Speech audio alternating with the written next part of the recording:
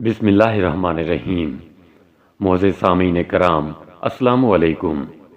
داستان اسلام YouTube channel پر خوش آمدید۔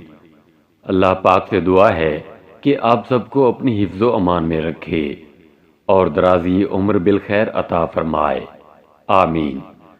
سامعین کرام، اس ویڈیو کا عنوان ہے حضرت ذوالنون مصری کا واقعہ۔ حضرت سیدنا ذوالنون مصری علیہ رحمۃ اللہ القوی نے 10 برس تک کوئی لذیذ کھانا تناول نہ فرمایا۔ نفس چاہتا رہا اور آپ رحمۃ اللہ تعالی علیہ نفس کی مخالفت فرماتے رہے۔ ایک بار عید مبارک کی مقدس رات کو دل نے مشورہ دیا کہ کل اگر عید سعید کے روز کوئی لذیذ کھانا کھا لیا جائے تو کیا حرج ہے۔ اس مشورے پر آپ رحمۃ اللہ تعالی علیہ نے بھی دل کو آزمائش میں مبتلا کرنے کی غرض سے فرمایا، میں اولاً 2 رکعت نفل میں پورا قرآن پاک ختم کروں گا۔ اے میرے دل، تو اگر اس بات میں میرا ساتھ دے تو کل لذیذ کھانا مل جائے گا۔ لہٰذا آپ رحمۃ اللہ تعالی علیہ نے 2 رکعت ادا کی اور ان میں پورا قرآن کریم ختم کیا۔ آپ رحمۃ اللہ تعالی علیہ کے دل نے اس امر میں آپ رحمۃ اللہ تعالی علیہ کا ساتھ دیا، یعنی دونوں رکعتیں دل جمعی کے ساتھ ادا کر لی گئیں۔ آپ رحمۃ اللہ تعالی علیہ نے عید کے دن لذیذ کھانا منگوایا۔ نوالا اٹھا کر منہ میں ڈالنا ہی چاہتے تھے کہ بے قرار ہو کر پھر رکھ دیا اور نہ کھایا۔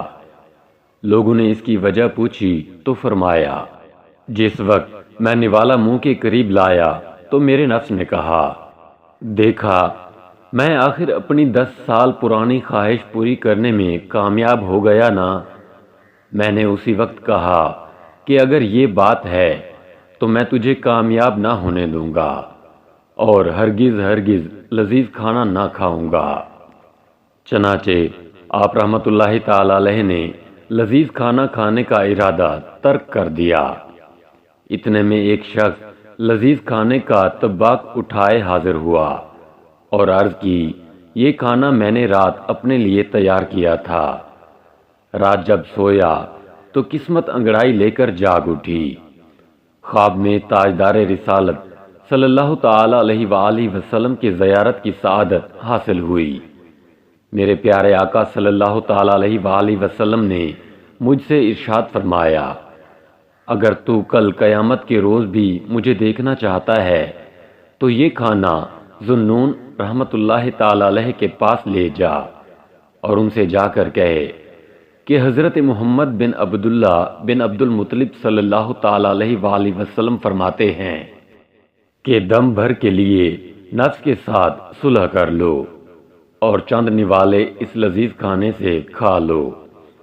حضرت سیدنا ذوالنون مصری علیہ رحمۃ اللہ القوی یہ سن کر جھوم اٹھے اور کہنے لگے، میں فرما بردار